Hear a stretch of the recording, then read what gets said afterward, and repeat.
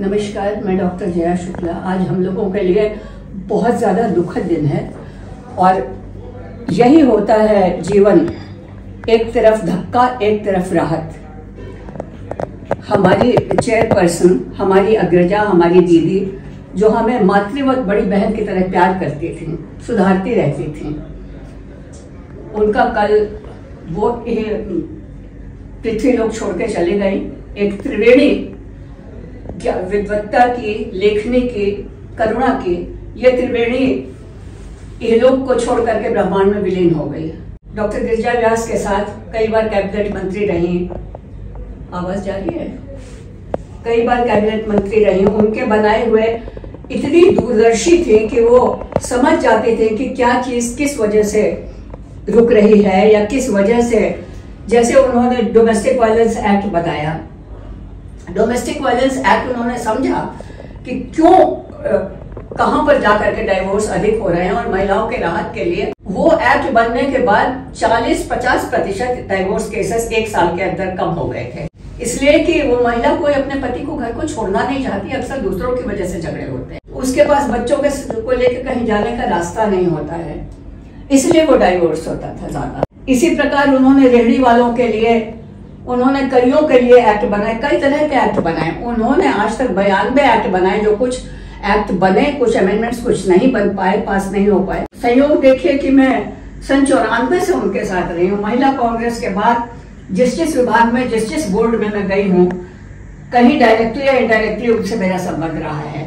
अब यहाँ मैं सीनियर वाइस चेयरपर्सन हूँ विचार विभाग में। दीदी की डांट, उनका प्यार, सभी बड़ी बहन की तरह का प्यार। गलतियां करने पे हम लोग व्यक्तिगत जीवन की गलतियों को भी उनसे डिस्कस कर लेते थे। ये नहीं कि हमें भय था कि ये बड़ी नेता है, हम कैसे बात करेंगे। वो खुद पूछती थी, खुद सलाह देती थी, डांटती भी थी, प्यार भी करती थी। दीदी की कमी तो अनाथ महसूस कर रहे हैं हम लोग, कभी नहीं पूरी कर पाएंगे। कांग्रेस के लिए बहुत बड़ा, कांग्रेस और देश के लिए बहुत बड़ी विभूति वो थी और आध्यात्मिक रूप से भी मैं जानती हूँ वो बहुत ऊंची थी। वर्ल्ड फिलोसॉफिक कांग्रेस की वो जनरल सेक्रेटरी रही। वो महिला पार्लियामेंटेरियन का जो 7 देशों का पहला सम्मेलन हुआ, वो अध्यक्ष चुनी गई, यहीं पर दिल्ली में हुआ था। उनके बारे में क्या कहा जाए, कहने को शब्द नहीं है और अपना दुख व्यक्त करने को भी हम लोगों के पास शब्द नहीं है। हम लोग निस्सहाय महसूस कर रहे हैं। I am Pushpa Lakshmana Swamy, Vice Chairman of this Vichar Vibhag. I knew Madam as a leader. I was seeing her as a leader because she was brought from USA, Columbia University, by our Honorable Indira Ji, Prime Minister Indira Ji, to our country, and she contested in the election when she was 25. She got elected then, and she was the minister of who handled 19 portfolios during Rajiv Gandhi's time, and then she was a MP and she was minister, and then she was speaker for some time, and she handled the National Women Commission and then communication cell. Everything she handled in a different way. She got the bill passed, nearly 52 bills passed, because she was an intellectual. She was not an ordinary lady who is who has brought from the house and stood for made her to stand for the elections and got elected and then coming in a big picture. It's not this way. She was a very big intelligent. That's why she is the intellectual cell chairperson. I was a member of Women Commission in Karnataka, and I was also a chairperson of Skill Development Corporation. I used to share, because I used to come from South, no? So I was staying here for 10 days in a month. Whenever I am here, whenever Madam is here, I used to come for 10 days. She used to exchange the administrative processes, because I was telling about the state women's problems, and then she was sharing the problems in a wider way, in a wider range, because she was getting the applications and then the problems of the women from all over the country. So she was handling in such a way. But today what is happening? No one is there to look after. You are seeing the Manipur where ladies are thrown on the road. No one is asking them.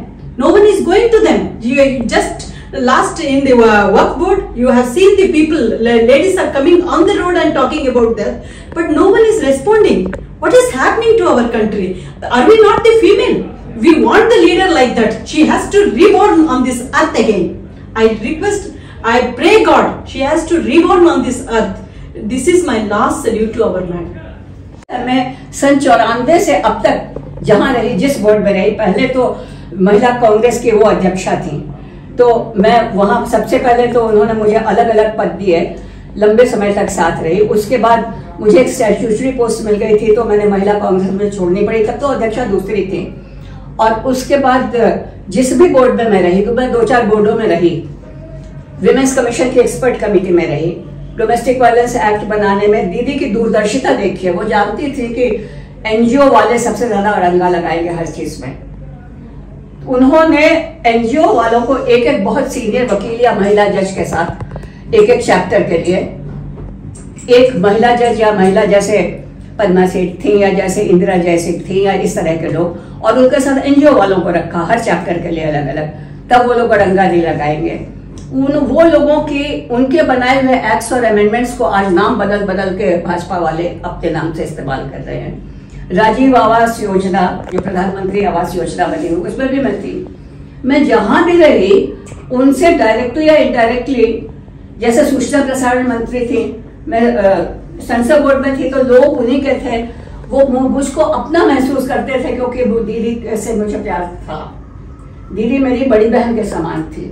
मेरा अनुभव उनसे तो बहुत व्यक्तिगत अनुभव भी है, पारिवारिक अनुभव भी है, जितनी तरह के अनुभव मुझे दीदी के साथ है मैं उनको क्या बताऊं। वो एक स्पिरिचुअली बहुत ऊंची स्थिति को पहुंची हुई महिला थी, ये मैं जानती हूँ। मैं जब सब और जो कुछ नहीं होता है उसको भी वो पहचान के उठाने की कोशिश किस तरह करती थी। मैं नई नई महिला कांग्रेस में आई थी, 1 साल भी नहीं हुआ था। सार्क देशों का विमेन पार्लियामेंटेरियंस का सम्मेलन हुआ यहाँ भारत में, तो मुझे उन्होंने विदेशी पार्लियामेंटेरियंस जो आए थे उनके साथ होटल में रख दिया कि तुम उनका ध्यान रखोगे। ये मुझे वो ट्रेनिंग दे रही थी, और वो ट्रेनिंग मेरी बाद में कितने काम आई। उन्होंने मुझे बहुत ज्यादा, मैं क्या कहूँ, मेरी तो बड़ी बहन थी।